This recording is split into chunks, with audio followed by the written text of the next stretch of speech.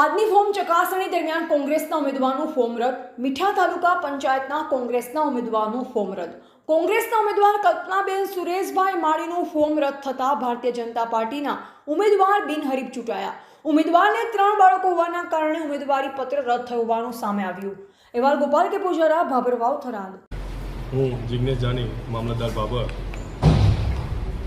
ભાભર તાલુકા પંચાયત સામાન્ય ચૂંટણી 2026 અને જિલ્લા પંચાયત સામાન્ય ચૂંટણી 2026 તથા નગરપાલિકા સામાન્ય ચૂંટણી 2026 લગત ચૂંટણીના ઉમેદવારી પત્રો તારીખ 6 એપ્રિલથી અમારી કચેરી ખાતે સ્વીકારવાનું શરૂ થયેલું.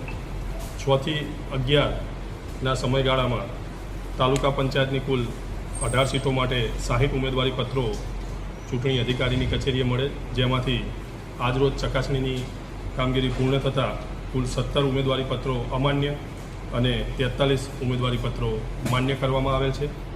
જિલ્લા પંચાયતની કુલ 3 બેઠકો માટે રજૂ થયેલા 10 ઉમેદવારી પૈકી 7 ઉમેદવારી પત્રો અમાન્ય અને 3 ઉમેદવારી પત્રો અમાન્ય અને 7 ઉમેદવારી પત્રો માન્ય જાહેર કરવામાં આવેલ છે. નગરપાલિકાના 6 વોર્ડ માટે કુલ 54 ઉમેદવારી પત્રો રજૂ થયેલ, જે પૈકી 2 ઉમેદવારી પત્રો અમાન્ય અને 52 ઉમેદવારી પત્રો માન્ય જાહેર કરવામાં આવેલ છે.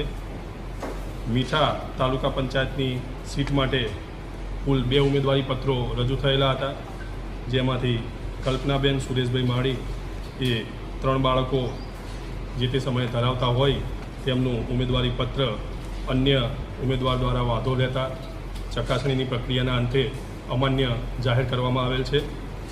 તારીખ 15ના રોજ ઉમેદવારી પત્રો પરત ખેંચવાની 3 વાગ્યાના સુધીનો સમયગાળો છે.